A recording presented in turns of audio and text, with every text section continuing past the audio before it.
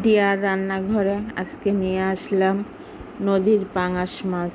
এই মাছ দিয়ে আজকে আমি রান্না করব সরিষা বাটা দিয়ে পাঙাশ মাছের তেল ঝাল। আসসালামু আলাইকুম। প্রথমেই আপনাদের কাছে আমি সরি চেয়ে নিচ্ছি, কারণ আজকে এই রেসিপির ভিডিওটা দেখতে আপনাদের একটু অসুবিধা হবে, কারণ আমার ভিডিও করার স্ট্যান্ডটা একটু সমস্যা দেখা দিয়েছে। তাই এক হাতে ধরে আর এক হাতে রান্না করছি, বিধায় একটু নড়াচড়া করছে, যার জন্য আপনাদের একটু সমস্যা হতে পারে। প্লিজ সবাই ক্ষমা সুন্দর দৃষ্টিতে দেখবেন। প্রথমে মাছগুলি লবণ হলুদ দিয়ে ভেজে নিচ্ছি। মিডিয়ামভাবে ভাজতে হবে, বেশি কড়া করা যাবে না, তাহলে মাছের তেল সব বেরিয়ে যাবে, মাছে কোনো টেস্ট থাকবে না। এভাবে দুই ব্যাচে আমি মাছগুলো ভেজে নিলাম। এখন মাছ রান্নার পালা। একটা কড়াই চুলাতে বসিয়ে মাছের যে ভাজা তেল ছিল সেই তেলের ভিতরে আমি 3 টেবিল চামচ বাটা পেঁয়াজ এবং লবণ দিয়ে দিয়েছি, দিয়ে একটু নাড়াচাড়া করে নিচ্ছি। এবার এক এক করে সব মশলা দিয়ে দেব। প্রথমে দিলাম 1 চামচ হলুদ গুঁড়া, তারপরে দিলাম 1.5 চা চামচের মতো ঝাল গুঁড়া। প্লিজ সবাই ভিডিওটি সম্পূর্ণ দেখবেন, কেউ টেনে টেনে দেখবেন না, তাহলে বুঝতে পারবেন না। এবার অল্প একটু পানি দিয়ে এই পেঁয়াজ বাটা আর মশলা যতটুকু দিয়েছি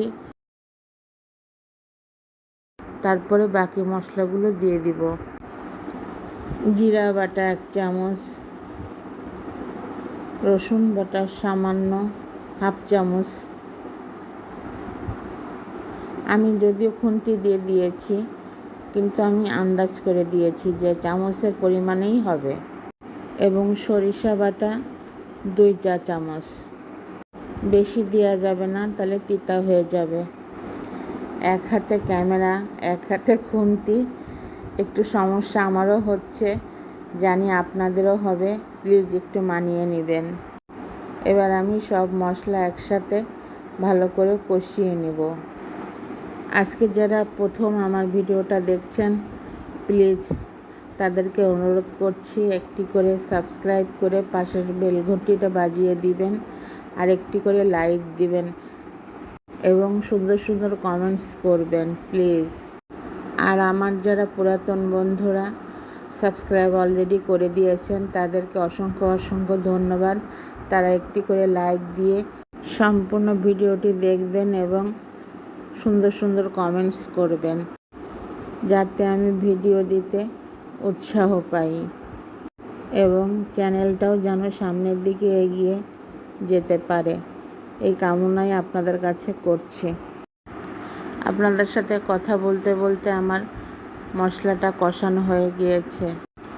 এখন ঝোলের পানি দিয়ে আমি ঢাকন দিয়ে ঢেকে দেব। ঝোলটা যখন ফুটে উঠবে তখন সম্পূর্ণ মাছগুলো, ভাজা মাছগুলো ঝোলের ভিতরে দিয়ে দেব। খুব বেশি ঝোল রাখবো না এবং একেবারে শুকিয়েও ফেলবো না। দেখুন আমি এইভাবে মাছ ভেজে নিয়েছি, কড়াও না আবার হালকাও না, ঝোল ফুটে উঠেছে। ঝোলের ভিতরে আমি মাছগুলি সব দিয়ে দিলাম। এখন কয়েকটা কাঁচা ঝাল আর আমার কাছে তাজা অল্প কিছু ধনেপাতা আছে, সেগুলো দিয়ে দিলাম, আর কিছুটা ফ্রোজেন করা ধনেপাতা সেটাও দিয়ে ঢেকে দিব।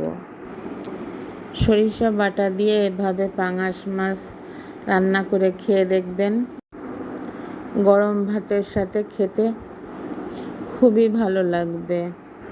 আমাদের বাড়ির সবাই আবার এই তৈলাক্ত মাছগুলি একটু বেশি পছন্দ করে এবং যেসব মাছগুলিতে কাঁটা কম থাকে সেই সব মাছ খেতে বেশি পছন্দ করে, বিধায় সেই সব মাছগুলি একটু বেশি খাওয়া হয়।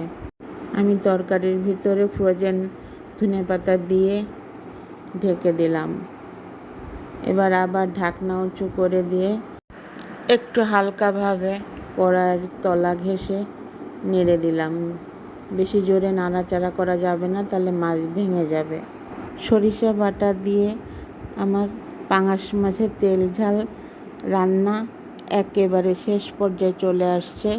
তাই কয়েকটা লেবু পাতা দিয়ে দিলাম এবং এক চিলতে লেবু, কাগজি লেবুর রসও আমি দিয়ে দিব। দিয়ে আবার হালকাভাবে একটু ঢেকে দেব। নতুন বন্ধু, পুরাতন বন্ধু সবাইকে আবার অনুরোধ করছি, প্লিজ আমার এই চ্যানেলটাকে সামনে এগিয়ে নিতে সাহায্য করুন। সামনে এগিয়ে যেতে হলে আপনাদের সাহায্য আমার একান্ত কাম্য।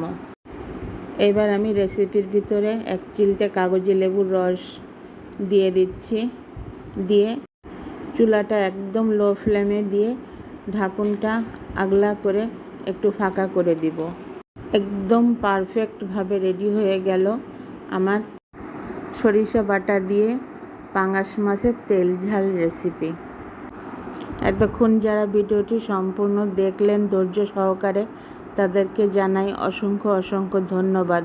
সরিষা বাটা দিয়ে পাঙাশ মাছ রান্না বাড়িতে অবশ্যই করে খেয়ে দেখবেন।